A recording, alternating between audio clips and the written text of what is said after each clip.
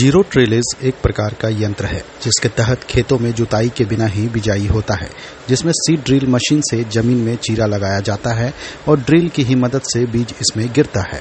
इसमें फार होता है जिससे आगे आगे बीज गिरता है और पीछे पीछे उर्वरक गिरता है। यदि आप बाढ़ग्रस्त इलाके में हैं, ऐसी स्थिति में इन विधियों को अपनाकर फसल की अच्छी पैदावार कर सकते हैं। मैं विपुल कुमार मंडल, वरीय वैज्ञानिक एवं प्रधान कृषि विज्ञान केंद्र। सबसे पहले हमें इस बात को समझना होगा कि बाढ़ का पानी कितने दिन तक और किस परिस्थिति तक रहता है। परिस्थिति कहने का मतलब है 1 इंची, 2 इंची, 4 इंची, 6 इंची। दरअसल पानी का लेवल चाहे वो 1 इंची क्यों ना हो या फिर 1 फीट क्यों नहीं हो, पौधों में जो डिस्टर्ब करने की जो परिस्थिति बनती है वो एक समान बनती है। तो सर्वप्रथम हमें इस बात पर ध्यान देना होगा, पानी निकलने के साथ साथ जो ही मिट्टी में नमी पर्याप्त रूप से केवल उपलब्ध रहे। वैसे भी ये सितंबर का महीना अंतिम चल रहा है, अक्टूबर के माह से नॉर्मल कंडीशन में भी हम लोग के यहाँ रबी मौसम की खेती स्टार्ट हो जाती है। खास कर अगर गेहूँ की बात करें तो जीरो टिलेज गेहूँ के माध्यम से हम लोग ज़्यादा उत्पादन ले पाते हैं। उसमें क्रॉप का स्टेबलिशमेंट बेटर होता है, पौधों के सूखने की समस्या कम होती है और ये कम अवधि में ज़्यादा उत्पादन देती है। इसलिए खासकर गेहूं की अगर हम बात करें तो उस परिस्थिति में जीरो टिलेज मशीन के उपयोग के माध्यम से हम लोग गेहूं की खेती करेंगे। जीरो टिलेज मशीन एक प्रकार का यंत्र है जिसमें बीज और खाद का या उर्वरक का अलग अलग बॉक्स होता है।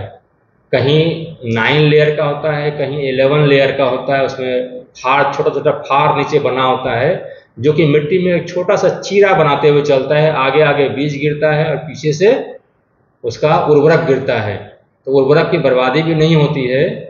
उचित प्लांट पॉपुलेशन के साथ पौधा भी गिरता है, बीज गिरता है, पौधा भी सशक्त होता है, मजबूत होता है और कम समय में, यानी अगर आप उस खेत की तैयारी करने में आपको खेत सूखेगा तब उसमें हल बैल चलाएंगे या ट्रैक्टर चलाएंगे। इसमें केवल हल्का सा पैर धंसने के लायक भी नमी अगर केवल बरकरार है उस परिस्थिति में हम जमीन में चीरा लगाते हुए, बीज गिराते हुए, खाद उर्वरक को डालते हुए, इस प्रकार हम 20 से 25 दिन की हम बचत कर लेते हैं और मेरा पैदावार जल्दी तैयार हो जाता है। दरअसल flood is not always bad. ये कहा जाता है कि हमेशा बाढ़ बर्बादी नहीं लाती है, खुशहाली भी लाती है। उस बाढ़ के पानी में जो भी तराई के माध्यम से या पहाड़ों के ऊपर, झरना के ऊपर से या फिर बड़े बड़े पहाड़ों के ऊपर से जो मिट्टी धुलते हुए उस पानी के साथ में आपके खेत तक आता है, उसमें तमाम प्रकार के पोषक तत्व, जो कि रेयर पोषक तत्व है, उस पानी के साथ आपके खेत पर आकर के रुक जाता है।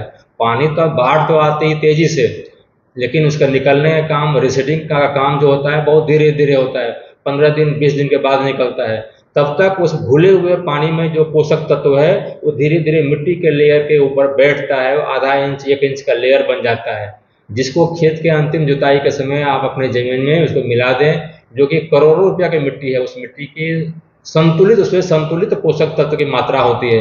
हम लोग अपने खेत में यूरिया डाल दिया तो किसी ने पोटास डाल दिया, तो किसी ने फास्फोरस नहीं डाला, किसी ने केवल यूरिया डाल कर रखा, लेकिन वो जो बाढ़ के पानी के साथ में जो पोषक तत्व आता है उसमें मिनरल वगैरह भी रहता है। तमाम पोषक तत्व जो कि हम नहीं डाल पाते हैं वो बाढ़ के पानी के साथ में आपको उपलब्ध हो जाता है और खेत के ऊपर, उस पपड़ी के ऊपर जो जमता है 1 इंची 1.5 इंची का, वो बहुत ही करोड़ रुपये का मिट्टी होता है। किसानों के लिए बड़ा ही लाभदायक होता है। उसमें खेती करने के बाद बहुत अच्छी उत्पाद प्राप्त होती है।